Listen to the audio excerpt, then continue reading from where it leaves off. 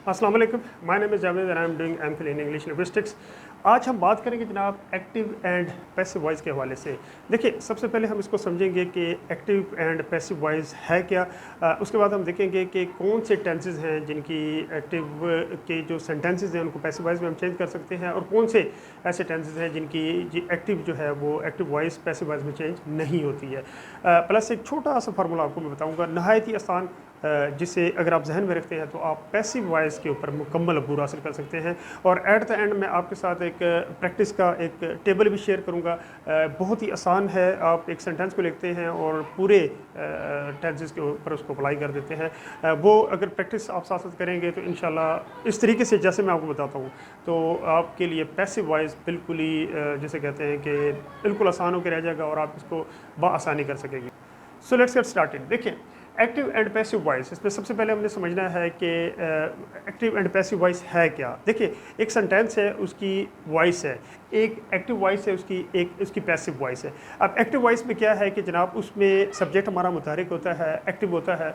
और passive voice क्या है कि उस सेंटेंस की जो वॉइस है उसमें जो सब्जेक्ट है वो एक्टिव नहीं होता है, वो एक्शन को रिसीव कर रहा होता है या एक्शन उसके ऊपर हो रहा होता है। हम इसको एक आसान सी मिसाल के ज़रिए समझते हैं। जैसे आपके सामने है जनाब के Ali writes a letter.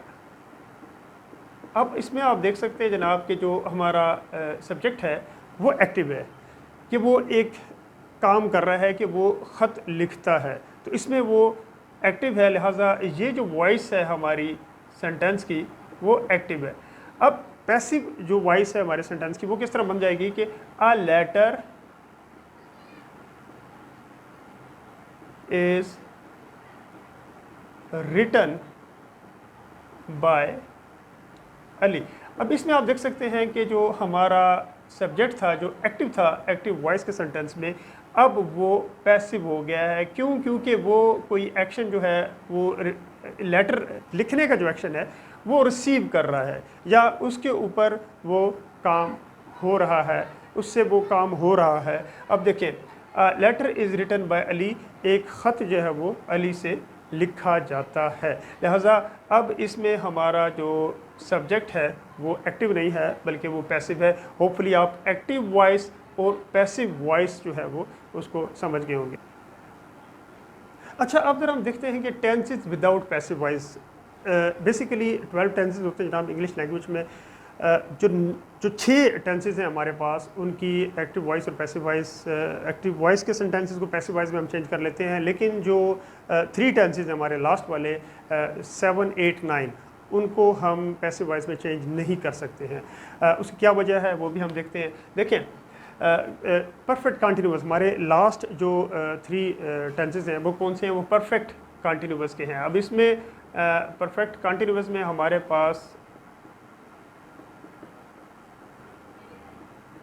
Pass present के आ जाते हैं जनाब, इसमें हमारे पास पास्ट के आ जाता है और फ्यूचर आ जाता है। अब इसमें ज़रा गौर कीजिएगा कि इसकी क्यों नहीं पैसिव वॉइस हो सकती है परफेक्ट कंटिन्यूअस की। जो इसकी 3 टेंसेस हैं, इनके present perfect continuous, past perfect continuous और फ्यूचर परफेक्ट कंटिन्यूअस। क्यों? क्योंकि इसका फार्मूला ये देखें। अब अगर प्रेजेंट परफेक्ट कंटिन्यूअस की अगर मैं मिसाल लेता हूँ जनाब, तो उसमें क्या होता है, हमारे पास सब्जेक्ट होता है, प्लस उसके बाद हमारे पास हैज़ या हैव होता है, उसके बाद बीन होता है हमारे पास, और प्लस जो है वो हमारे पास वर्ब की फॉर्म होती है, प्लस ING का उसके साथ इजाफा होता है। मैंने आपको मिसाल दी थी अली राइट्स अ लेटर। अभी यहाँ पर जो है वो बन जाएगा Ali has been writing a letter. अब ये प्रेजेंट परफेक्ट का कंटिन्यूअस, प्रेजेंट परफेक्ट कंटिन्यूअस का सेंटेंस हमारे पास बन गया। अब इसकी जब आप पैसिव वॉइस बनाएंगे तो ये बनता है जनाब अ लेटर हैज़ बीन। अभी राइटिंग आ जाए, ING आ गया, लिहाजा हम बीइंग लगाएंगे तो वो इस तरह हो जाएगा, a letter has been being written by Ali. अब देखिए, अब इसमें हैज़ बीन और बीइंग का इस्तेमाल आ गया, लिहाजा एक ऑकवर्ड सा जुमला ये बन गया है। ऐसा पॉसिबल नहीं है, इंग्लिश लैंग्वेज में हैज़ बीन बीइंग कहीं भी इस्तेमाल नहीं होता है। ये सेंटेंस का जो मतलब है या मफहूम है वही हमें समझ नहीं आ रहा है, लिहाजा इसलिए बताया जाता है कि ये present perfect continuous, past perfect continuous और फ्यूचर परफेक्ट कंटिन्यूस के जो लास्ट के हमारे 7, 8, 9 जो टेंसेस हैं इनकी पैसिव वॉइस नहीं होती है। बाकी जो 6 हमारे पास हैं टेंसेस हैं जिसमें हमारे पास सिंपल है, उसके बाद कंटिन्यूस है और परफेक्ट है, उनके हम आसानी जो है वो जो 6 हैं हमारे पास उनके हम पैसिव वॉइस में चेंज कर सकते हैं। सिंपल सा फार्मूला है जनाब, इस फार्मूले को अगर आप जहन में रखते हैं तो आप कोई भी एक्टिव वॉइस का सेंटेंस को पैसिव वॉइस पर आसानी चेंज कर सकते हैं। देखिए, अब इसमें सबसे पहले हमारे पास आ जाता है, इसको ओ से मैं मेरी मुराद है ऑब्जेक्ट, और एच से मुराद है जनाब हेल्पिंग वर्ब, और वी से मेरी मुराद है फॉर्म ऑफ वर्ब, जो कि वर्ब की तीसरी फॉर्म इस्तेमाल होती है ऑलवेज इन पैसिव वॉइस में। पैसिव वॉइस में बिल्कुल परेशान होने की ज़रूरत नहीं है जनाब, मैं पहली फॉर्म इस्तेमाल करूँ, दूसरी करूँ, तीसरी वर्ब ऑफ फॉर्म इस्तेमाल होती है। कोई भी फिक्र आप बना रहे हैं पैसिव वॉइस का, आपने आंखें बंद करके जनाब वर्ब की तीसरी फॉर्म आपने इस्तेमाल कर देनी है। लास्ट पे जनाब हमारे पास सब्जेक्ट आ जाता है। तो ये एक सिंपल सा जनाब हमारे पास फार्मूला है। अगर इस फार्मूले को आप ध्यान में रखते हैं तो कोई भी एक्टिव वॉइस का सेंटेंस आसानी आप पैसिव वॉइस में चेंज कर सकते हैं। मैं आपको मिसाल देता हूँ जनाब, पहली हमने मिसाल ली थी कि अली राइट्स अ लेटर।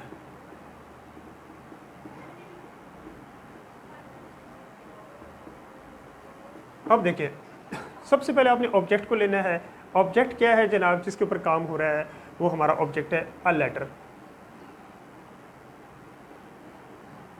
उसके बाद हमने हेल्पिंग वर्ब को लेना है। अब ये हेल्पिंग वर्ब, एक्चुअली इसमें सारी गेम यही है कि हेल्पिंग वर्ब जो है वो आपने अगर सही तौर से इस्तेमाल कर लिया तो आपने पैसिव वॉइस का जो सेंटेंस है वो आपने अच्छे तरीके से कर लिया। ये हेल्पिंग वर्ब जो है ये बहुत ही इंपॉर्टेंट है। ये सारी game active and passive voice में हेल्पिंग वर्ब की है। जो स्टूडेंट्स हैं वो ज़्यादातर इसी में गलती कर रहे होते हैं कि जनाब हेल्पिंग वर्ब वो सही इस्तेमाल नहीं कर रहे होते, जिससे क्या होता है कि सेंटेंस का मतलब कुछ का कुछ हो जाता है। तो अ लेटर, अब इसमें चूँकि ये प्रेजेंट का है सेंटेंस है, लिहाजा हम इसमें इज़ का इस्तेमाल करेंगे। अब इसके ऊपर मजीद टेबल के ऊपर प्रैक्टिस के भी मैं आपको इसके ऊपर डिटेल से बताता हूँ। अब हेल्पिंग वर्ब हो गया, अब वर्ब की तीसरी फॉर्म आएगी। अब रिटर्न है तो राइट है सॉरी, तो इसकी थर्ड फॉर्म हमारे पास रिटर्न हो जाती है, अ लेटर इज़ रिटर्न।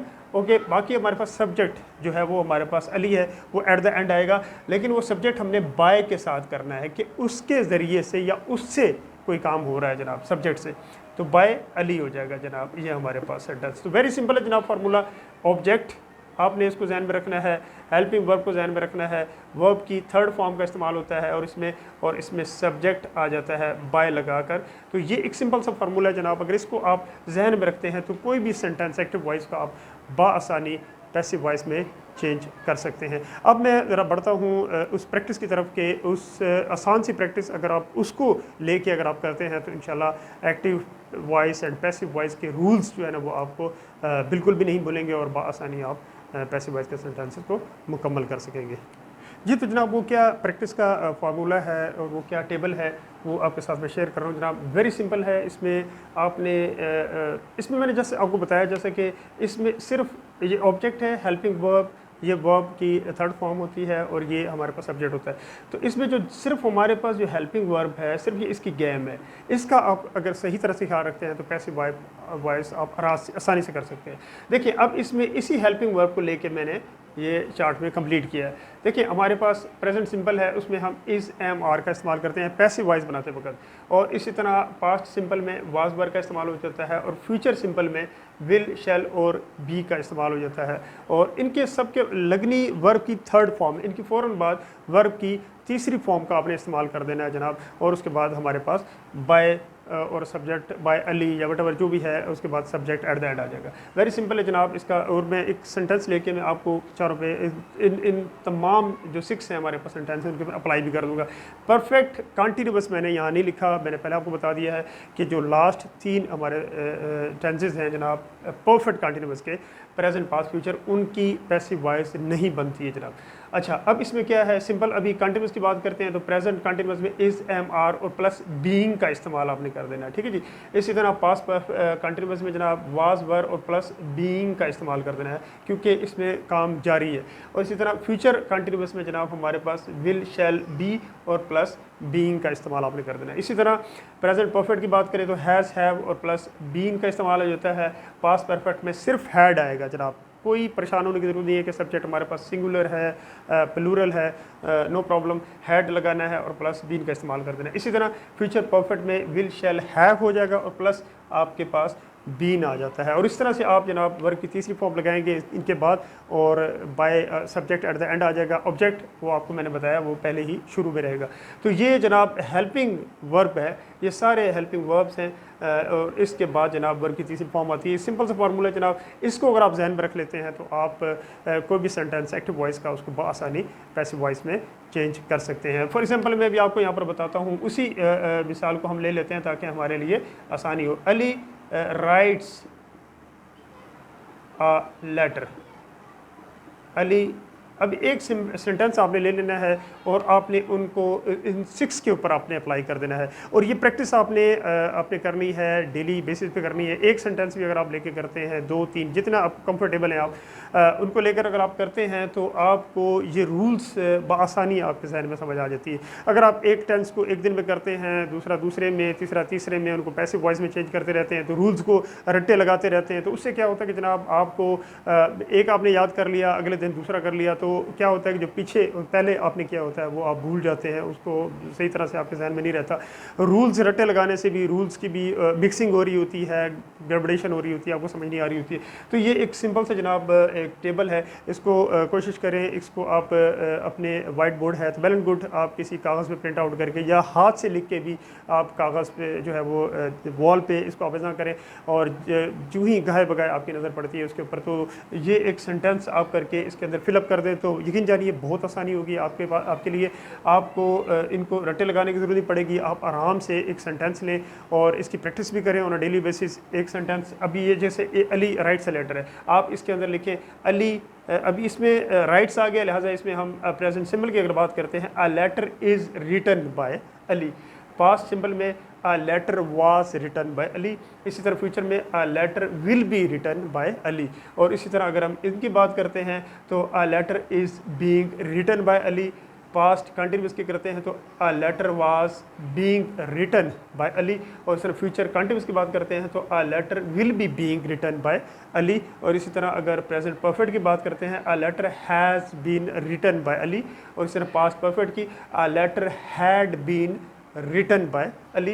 इस तरह फ्यूचर परफेक्ट की बात करें तो a letter will have been written by Ali. तो इस सिंपल से टेबल के ज़रिए और इसके अंदर आप जनाब एक सेंटेंस को लेकर और उसको पैसिव वॉइस में चेंज करते हुए आप 6 के ऊपर उस एक सेंटेंस को अप्लाई कर दें इन तमाम 6 के ऊपर। और इसी प्रैक्टिस को आप डेली बेसिस पर आप कुछ दिन में अगर ये आप करते हैं तो आप यकीन चाहिए पैसिव वॉइस के ऊपर आपकी कमांड बहुत बेहतरीन हो जाएगी। ये जो चैनल मेरा है ईजी लिंग्विस्टिक्स ऑनलाइन के नाम से है। इंशाल्लाह हम आने वाले लेक्चर्स में लिंग्विस्टिक्स के लेक्चर्स लेंगे और उनको जनाब 1 बाय 1 तमाम लेक्चर्स को हम समझने की कोशिश करेंगे। So until my next video, अपना बहुत सारा ख्याल रखें, दुआ में याद रखें।